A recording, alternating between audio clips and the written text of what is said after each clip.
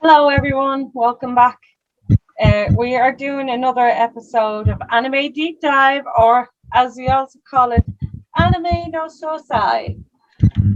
We are doing one of my personal favorite animes, Black Butler. Yeah. Now, Black Butler is a series written by Yana Tabasso, and it was started in 2006 and is still currently going. Um, the I can't remember who was it that made the animated series. Square Enix. No, no. I meant the person who animated it.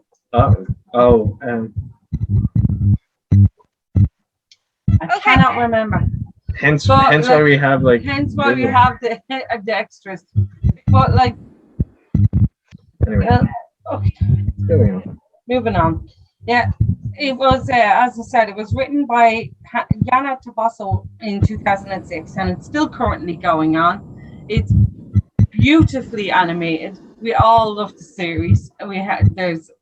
There's mangas, there's an actual animated series, there is movies, there's extras, there's loads and loads and loads. If you want to check it out, it's brilliant.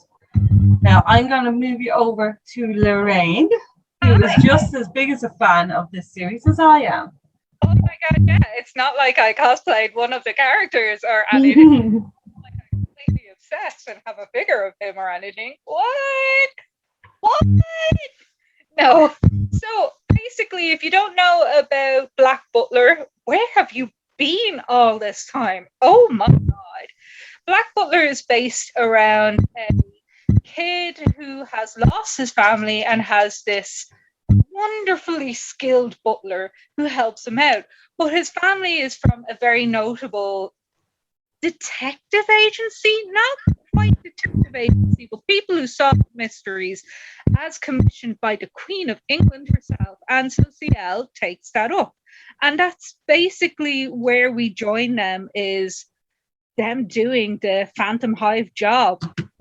It's also a wonderfully rich and spoiled little brat who owns like a toy store. He owns a confectionery thing. He just owns so much, and he has this mansion, and it's crazy. It's crazy. This guy has way too much money, and he's a child. He's a kid. He's a child. We love him, but he's a child. Going into Black Butler and the characters themselves, it's revolved mainly around Ciel and Sebastian. And to tell you a little about Sebastian, we'll be going back to Áine, but first we're going to talk about Ciel. And the person who's going to talk about Ciel is Niall. So Ciel, as Lorraine mentioned, he's an earl of the House of Phantom Hive, and basically he's super rich. He inherited a lot of money and a lot of estates and businesses, but also took up the mantle as the Queen's guard dog. Now, what he does is he secretly patrols the criminal underworld and essentially puts down anyone who would be troublesome toward the crown. And partly how he does this is due to his butler, who happens to be essentially a devil or a demon. There you go. And yeah, it's with them. Now keep in mind that he is a 13-year-old boy in the series, and essentially a deal was made in order for Ciel to live with Sebastian, and Sebastian had to live out his days as a butler until the day that Ciel achieved his goals. Then Sebastian can eat his soul. Yeah. Properly explain that, we are going to go to Áine, who will tell us about the lovely Sebastian. Give us the deets. Well, Sebastian is actually quite a mysterious character because you don't know anything really about him before he came to Ciel. Because once somebody makes a brand new deal with a demon, so say Sebastian, you name that demon. So he didn't have a name before he went to Ciel. Ciel had to name him. He named him Sebastian, and he's brilliant at everything. Now, at the same time, if Ciel so wanted him to, and he wanted him to say destroy an entire mansion, he could do it with a snap of a finger. But Ciel doesn't want him to do that. He wants him to act like as if he's his butler and make it seem like he's just extremely capable, not magical, even though he basically is. And he is quite like, don't get him wrong, he's not like a lovable character. Like, I love him as a character, but he's not a lovable person. He is just there to achieve Ciel's goals. If that means he has to take out other people, so be it. Is a demon. He is a demon in every sense of the word. When he first showed up, Ciel was as he was later on in the series. He grew up a bit. He was a spoiled little brat. He needed to be taught that you can't do everything you want and just get away with it. You have to take responsibility. He didn't have his parents anymore around to teach him that, so Sebastian did it. And at the same time, Ciel taught him how to be the perfect butler in every aspect of the word, not just the perfect killer, but also the perfect butler. Now, And expand on what Áine and Niall has said in their relationship together. You may have noticed that Áine's like, he can do everything with a snap of his fingers, but he's made to act like an actual human who's just really capable. There's a reason for that. There's a very good reason for that. In their contract, Ciel gives up his soul to Sebastian as long as Sebastian can achieve all of Ciel's goals flawlessly. So if Sebastian fucks up, then Ciel doesn't have to give him a soul. The contract is null and void. null and void. Yeah. On the flip side of that, if Ciel gives up on his goals and gives up doing what he's doing, that means that Sebastian is free to devour him. So there's constantly this power struggle between the two of them. Yes, they do learn from each other and they do respect each other in a sense in that way, but there's always this like push and pull between the two of them because they're always trying to outgun each other. It's good. It's a great dynamic. It is a great dynamic. When we're talking about that, we don't actually fully know why this has happened. Why exactly Ciel now has a demon butler? How did this come about? If you can tell us a little bit about that, Niall, that would be great.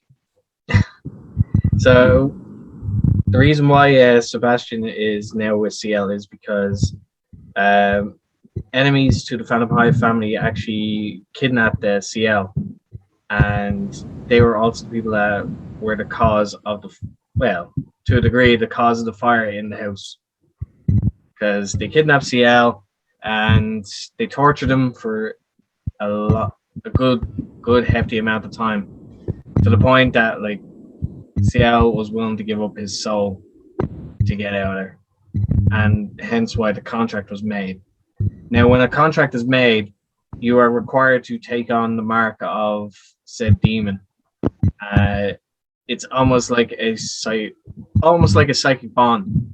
That like the more prominent the position of the mark, the more powerful the bond is. So Ciel chose to accept the mark on his eye, which explains why he is always wearing the eye patch throughout the series, because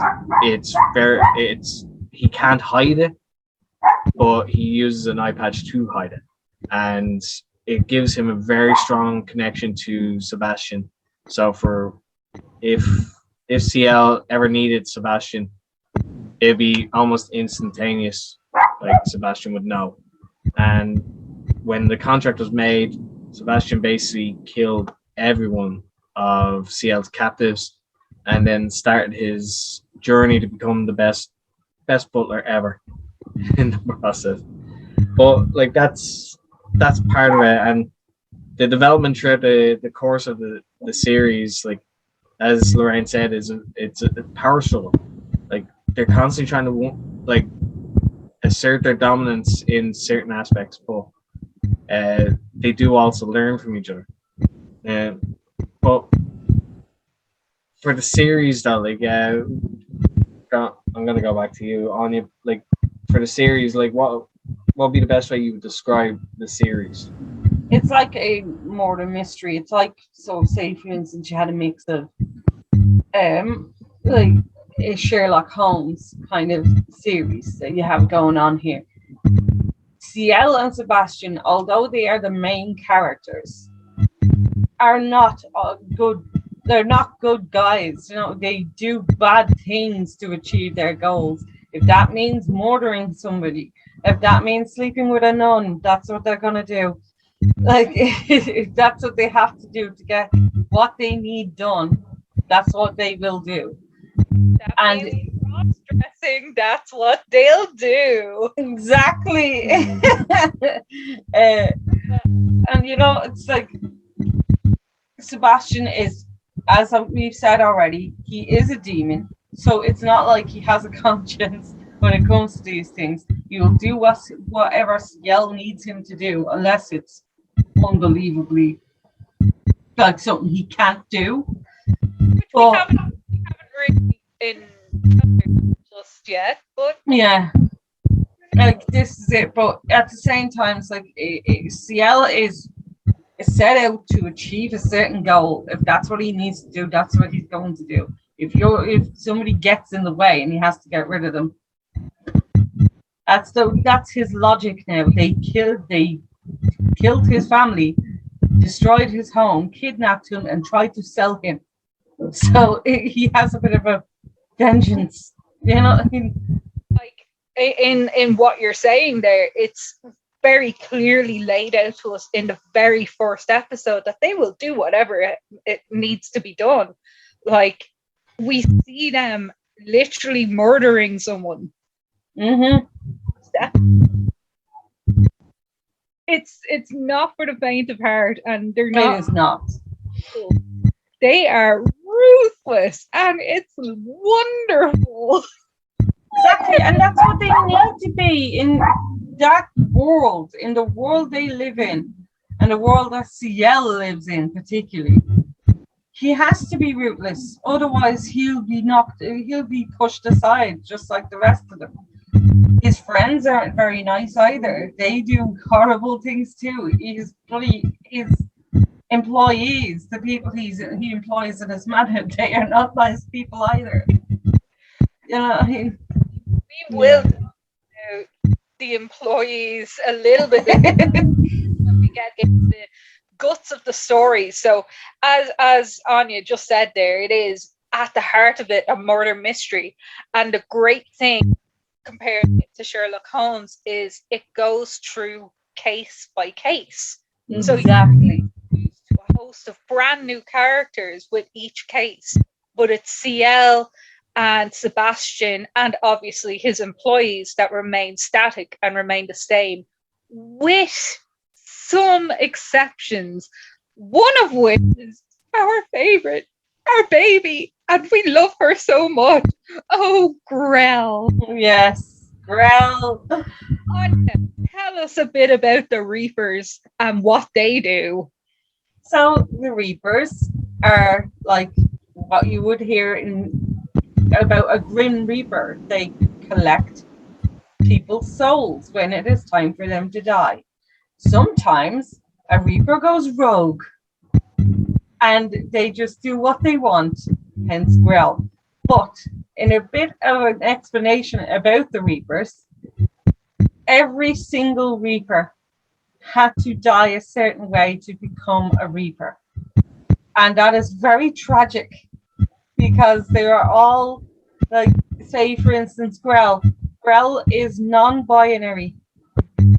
Didn't like the body they were in. They wanted to be a woman. They weren't born that way. Society wouldn't accept them for what they were, so they killed themselves. They ended up becoming a Reaper. Just like every single Reaper you meet throughout the series. William T. Spears, I love him. And like there's so many different characters, and it's very tragic. But going back to Grell, Grell is very, very, very lovable, even though I don't know what to say. He, she, Grell. Day. Grell is a very unique character, very different, very flamboyant, but at the same time, in the early part of the series, in the animated series, in Black Butler, they are dealing with the Jack the Ripper case, which takes in two of the side characters, which one turns out to be Grell, and the other one turns out to be Ciel's aunt. What's her name? Madam Red. And they are, spoilers, they are the Grim Reaper. They're working as a duo. Grell at first is appearing to be just a butler to Madam Red. And she is quite a good character herself for a supposed side character. She is a doctor, so she has knowledge of the medical field, so she can cut people open and make it look as clean as day. But at the same time, she is ruthless. And it is very, very, very nasty and horrible when you think about what her motive is for doing what she does. She's murdering prostitutes in obviously Jack the Ripper. She's murdering prostitutes because they are just throwing away children, and she couldn't have the baby she wanted. Now, originally she was supposed to be dating Ciel's father, but he chose her sister over her.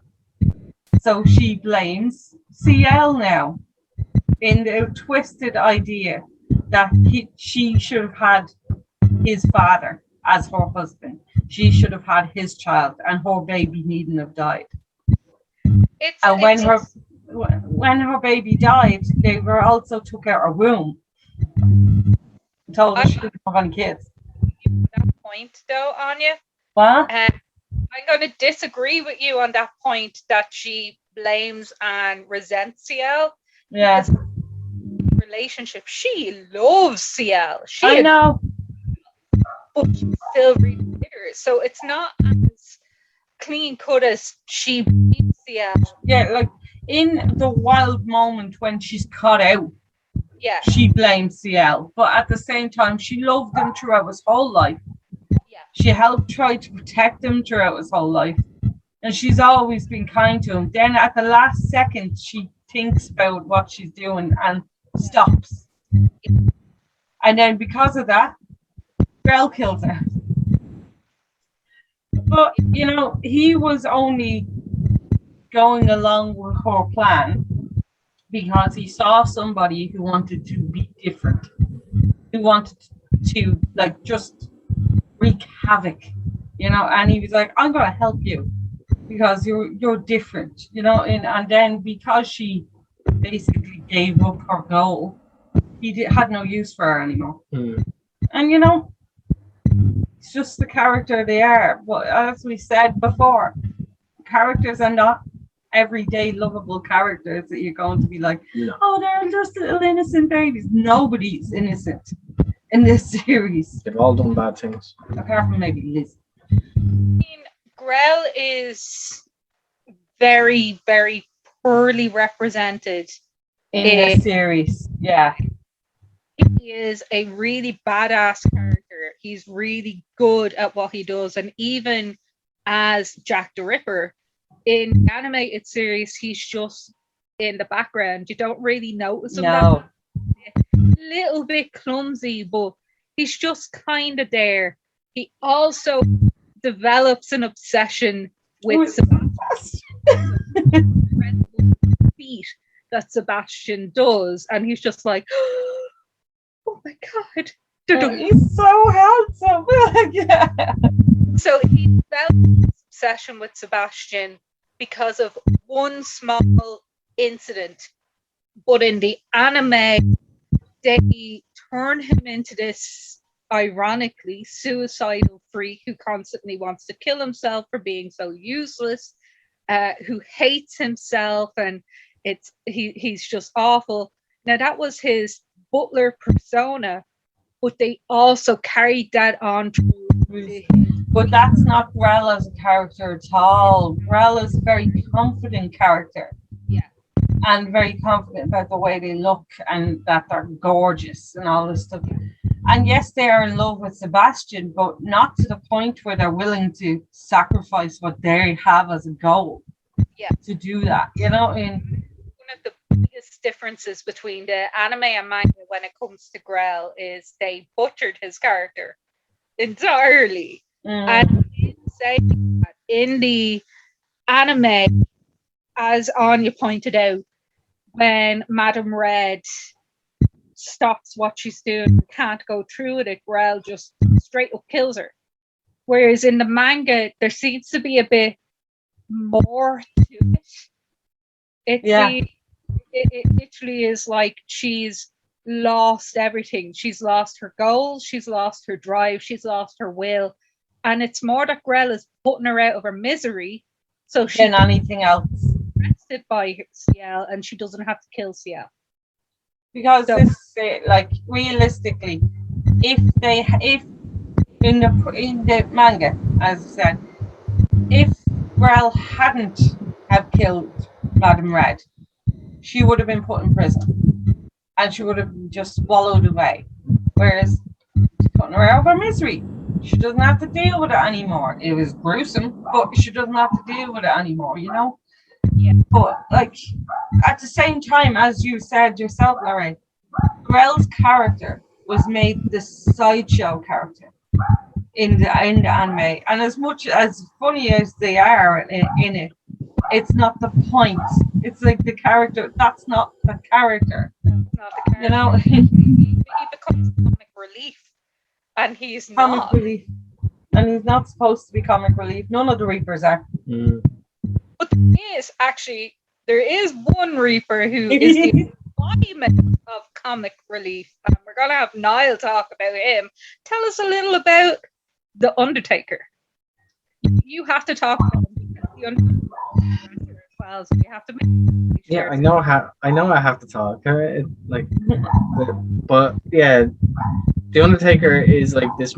Like in the anime, is a mysterious character that Ciel always seems to be going to find out information about the underworld, and his price for this information is for people to tell him jokes or make him laugh in some way. And for some reason, only Sebastian can really do it. But they never show you or tell you the joke that the lyric that he said. He always makes it where it's like Ciel has to stand outside the shop or something. But filthy.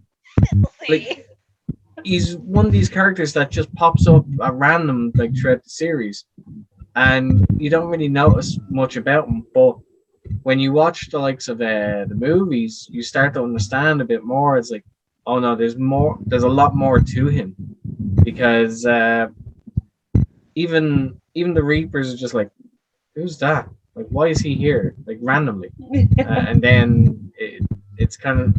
And he just walks away, and you're like, you start putting two and two together. It's like, is he a Reaper? Like, but not only is he a Reaper, he's one of the legendary Reapers that they talk about, and he's just in a disguise, as it were. Like he just disguises himself as a lowly Undertaker, but realistically, he's more of a He is.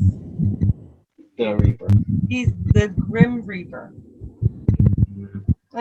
So, because isn't it, Lorraine? Earlier in one of this, later in the series, it's like he's in the Reapers, like where the Reapers live, and he's just returning stuff to the shelves, The books, yeah. the books to the shelves, and they're like, "Why is he here?" And That's what I'm saying. He Yeah. randomly turns up there. It's, and Will is just like, "Oh, he's just returning stuff." or like, do you remember the episode where they actually have a look at his face? This is where we come to a point where you realize, even though they're individual cases that is investigating, there is an underlying plot that connects everything. It's Ciel's actual case that he's working on, the mystery of who killed his parents. And the Undertaker is actually an integral part of this. He has information, but he just isn't giving it up. He's not saying there's something going on there. There's some plot going on there that the Undertaker just isn't revealing. Yeah, exactly it. So not only are we dealing with the story of all these individual cases that Sebastian and Ciel are investigating, we're also looking at Ciel trying to find out information overall plot to his family. We also find out about his staff. Oh, his staff. Oh, my goodness. So in one of the cases, he's in a circus and he has to leave his house alone. And we're not going to talk about the circus because that is just too tragic. And it's a big rabbit hole that we would be able to spend hours on, and we just don't have that kind of time, people. We don't have that kind of time, so we're going. Nobody got time for that. No, we don't. Through all of that, and there's a part where his servants are in peril. Their lives are threatened, and when he's told about this, he laughs. And he's like, yeah, right, okay, whatever. And that's when we learn about his servants' exceptional skills. So I am going to talk about Mayrin. I love Mayrin. Oh my God. This girl is so long-sighted that she needs to wear glasses to inhibit her sight so she can see things in front of her. But even at that, she still can't. So she trips up over everything and she's clumsy as all high hell. Like, she falls over nothing. There's a crack in the floor, I'm gonna fall over it. And she's usually rescued by Sebastian, who is the love of her life. And he doesn't even take any notice of her because Sebastian is too good for that, you know? So she is completely inept as a maid, and no one knows why she's being kept around, because she's not good at cleaning, she's not good at washing, she's not good at setting out tables, she's not good at anything really in the house. But at this point, you realize she's a sharpshooter, and she doesn't even need a lens. You can give her a one-shot rifle and she can take out people from 100 meters away. She is amazing. Takes off the glasses. That's it. Takes off the glasses and she can see such long distances, and she can hit things with extreme accuracy. Like, we're talking about dead shot accuracy, we're talking about accuracy, we're talking about infringing on other franchises accuracy. Seriously, this girl is. How badass does she become when she's in that mode? Oh, she's so cool. Badass. She's so cool. But up until this point, you just keep thinking, why are these people even around? What is going on? But you find out that they were specifically chosen by Sebastian to guard the house and Ciel. He went out and found Mayrin because she was a veteran and she was perfect. Couldn't have a veteran in a mansion, so we're gonna make you into a maid. Even if you're not good at it, it's just a front. Who cares? Which is also the reason why they took on Bard. And we're gonna have which one? Áine, tell us a bit about Bomb X Bard.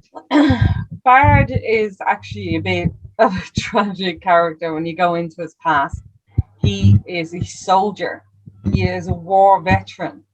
He survived the wars. Like, he was in one of the battalions that got everybody but him was killed. He managed to survive in the trenches. He's an amazing shooter. And just like Mayrin is a sharpshooter, but he's really good. He's like what are they called? He's a marksman, yeah. So he's really, really, really good, and he's also really good at coming up with a strategy of where you need to hide, where you need to be standing, when you need to do these things. And he's also the cook of the house, but he's not good at cooking. Yeah. He will literally burn a piece of bread. So that's it. With a flamethrower. Yeah, it's like he has a pot roast and he's like, oh, this will take too long to cook. And he just burns the shit. Like, and he's also ruthless if he needs to be. Like burns characters alive if he has to. Yeah, he does what he needs to do to get the job done. He's also the one that if everything else goes arseways, he'll be able to get all the people back together. He'll calm the rest of the servants down, get them all into line, and do what they need to do to continue to do their jobs. When everything else goes arseways, he's the one to come to. Now, the next character you're going to is Finny, and Niall, you get to talk about Finny. Yeah, like Finny would be considered like he'd be definitely the youngest out of the group that was chosen. Now, Finny had, like with most of them, they all have a tragic past in some form.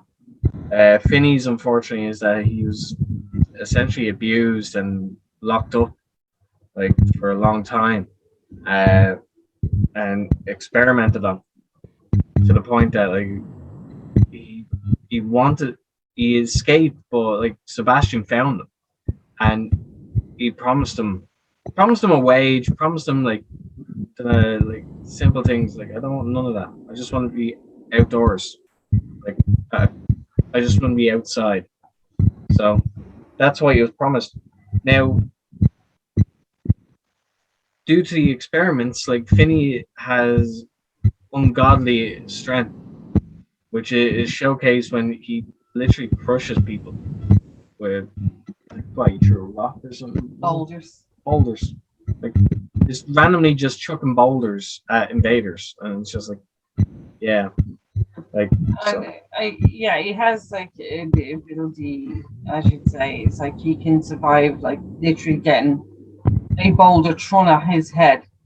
Yeah, his endurance apart from his strength, he has a major endurance, and also the fact that like it's now he would most of the time be the most naive out of three that were chosen, but he's also the more astute out of all of them because he picks up on certain things. He has great instincts that he picks up on little things that normal people wouldn't. So, but he's another great choice by Sebastian, and Sebastian does not choose just anyone. So all three of these were picked specifically to protect the house and protect Ciel. Yeah. But even without that, even out of all the three of them, there's still another person that is also in the house. And Lorraine, I will leave this to you, Mr. Tanaka. Oh my God, Tanaka Tanaka. He's a bean. Okay, so when you're introduced to Tanaka, you're like, what does he even do? He does nothing. And that's what's so great about him. He actually does nothing in the house. He sits there with a cup of tea, drinking tea, which is great because you will randomly find him in hallways with a tea set out, and everybody respects him for drinking tea and doing nothing.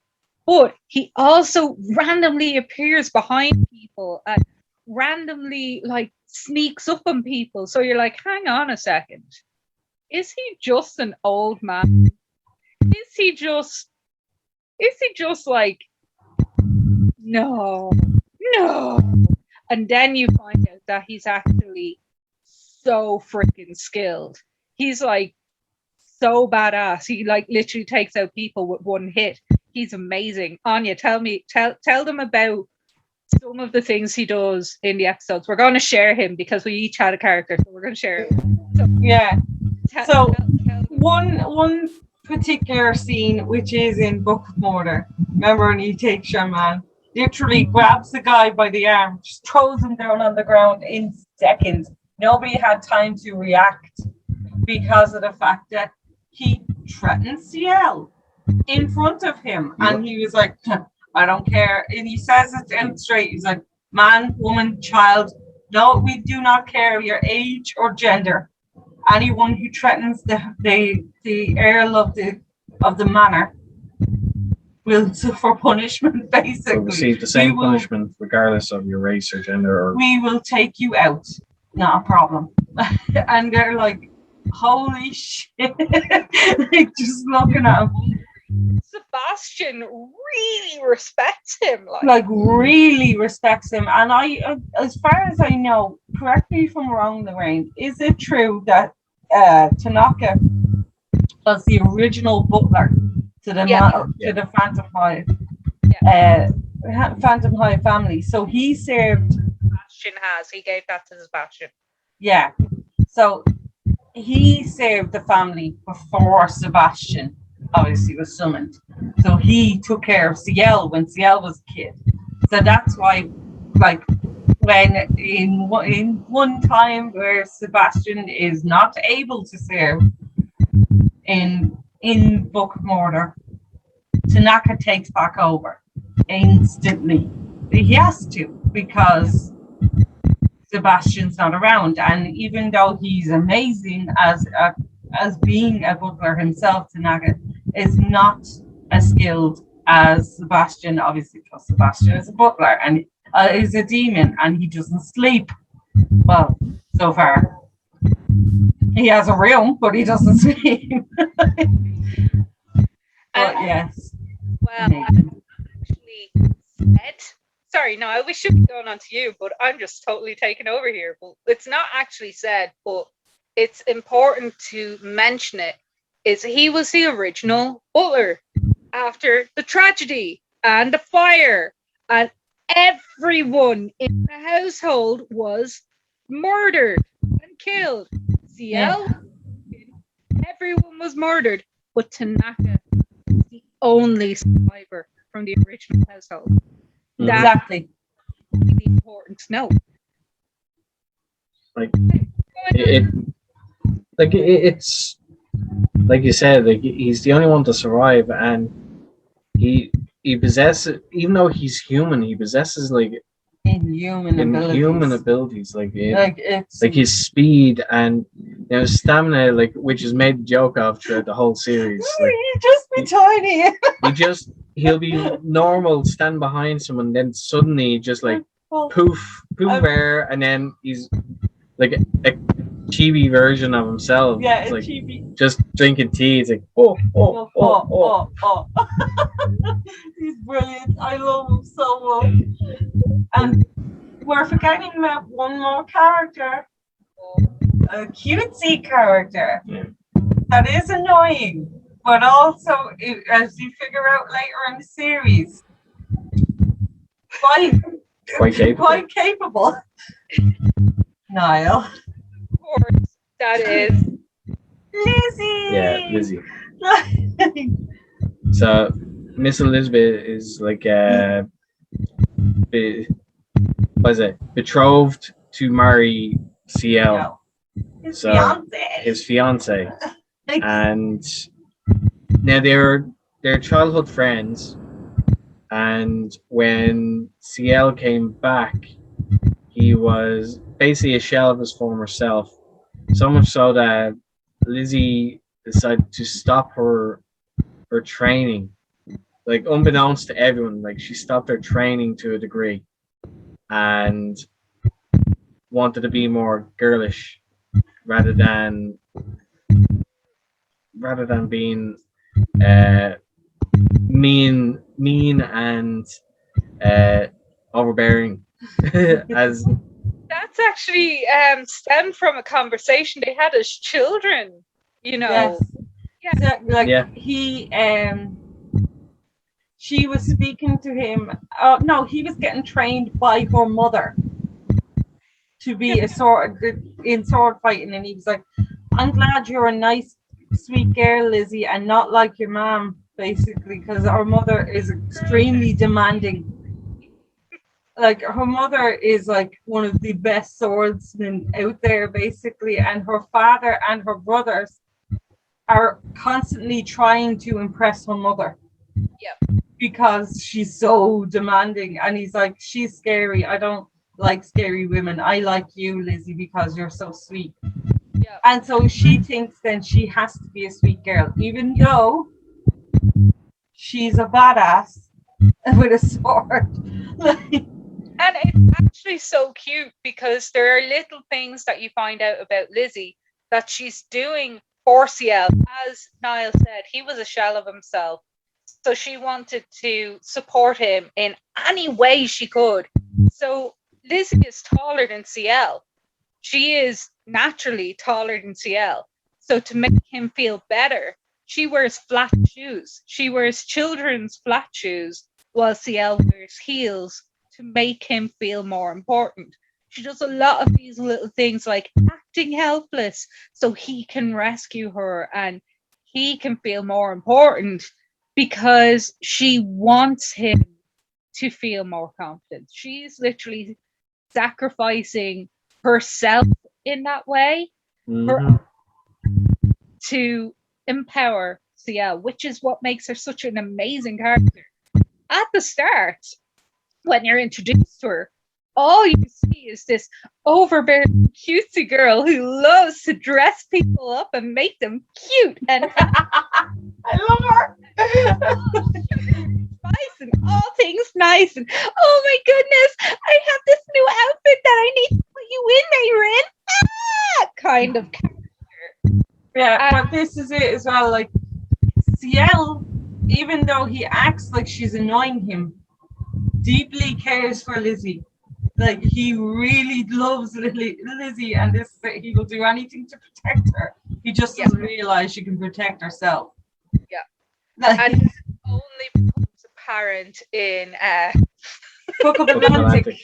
The Titanic. Yeah, so basically on the Book of Atlantic, they're being attacked by zombies. Right, I'm not getting into it, but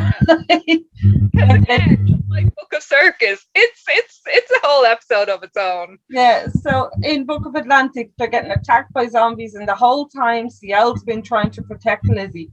Then in one scene, Lizzie is left defenseless against a group of zombies, and Ciel can't get to her, and Sebastian can't get to her because he's currently fighting Grell.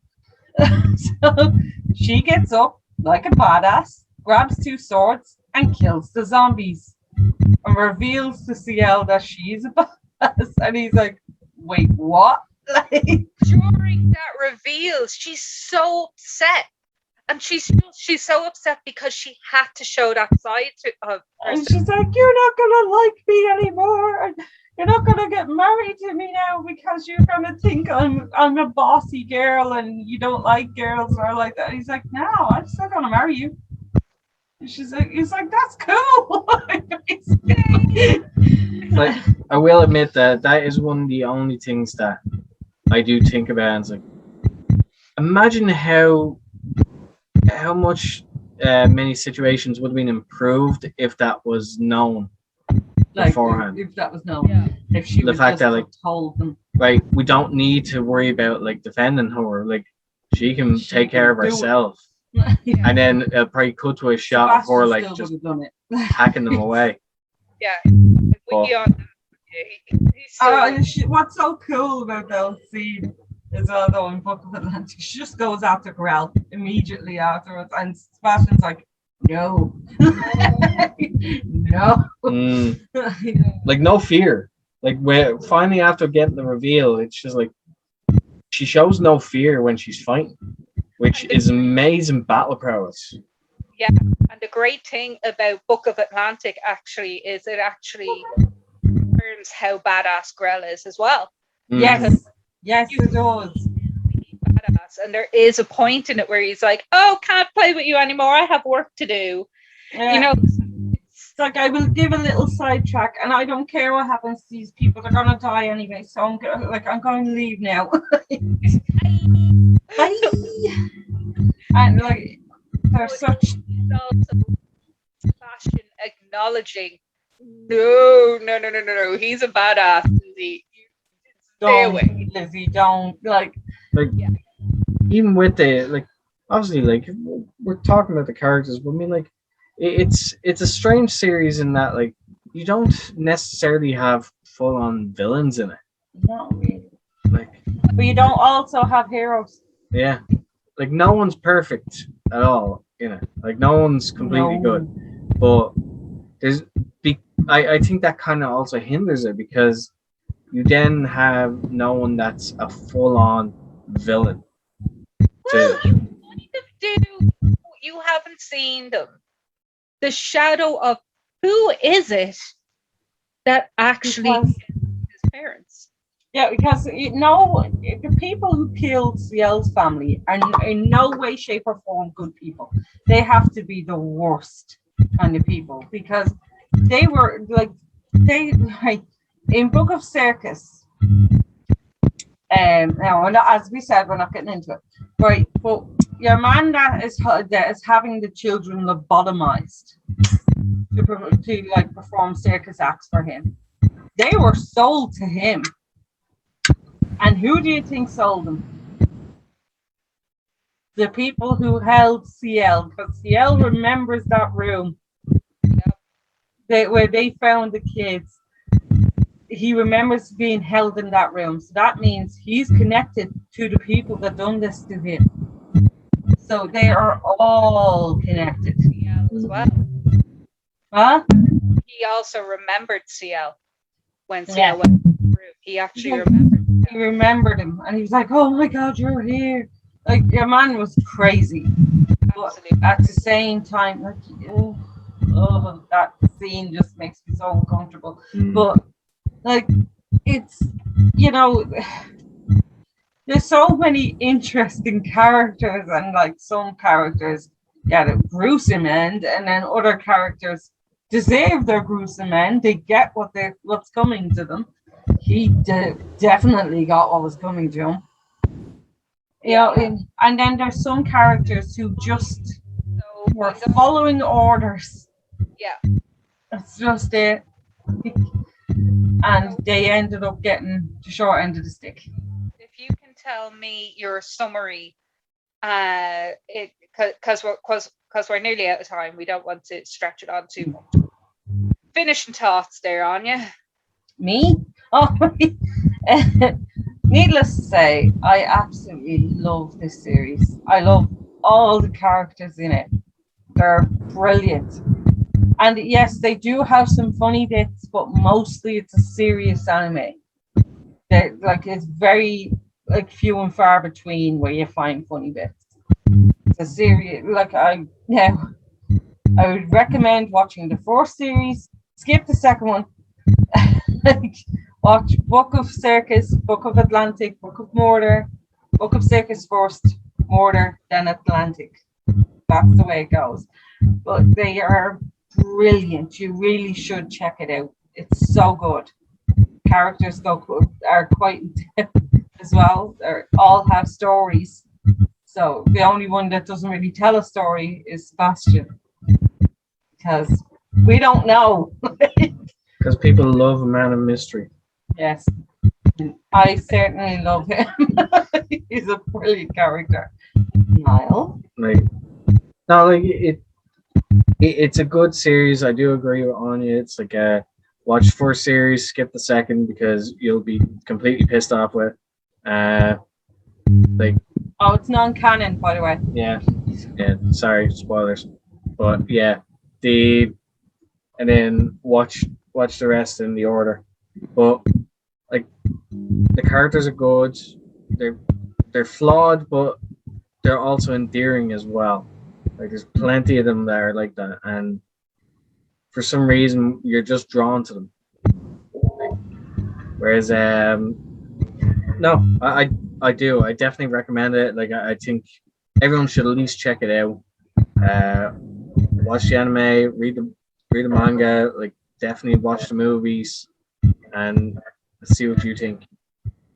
And Lorraine, Yeah, all the points, all the things that you said, just all the things. But also for me, um, being a bit of a history buff and someone who loves to find little details, the great thing about Black Butler is it's very true to the era that it was set in, and that's because Yana actually did a lot of research on the era. So not only are you getting this wonderful story, fantastical story, but you're getting loads of little historically accurate details.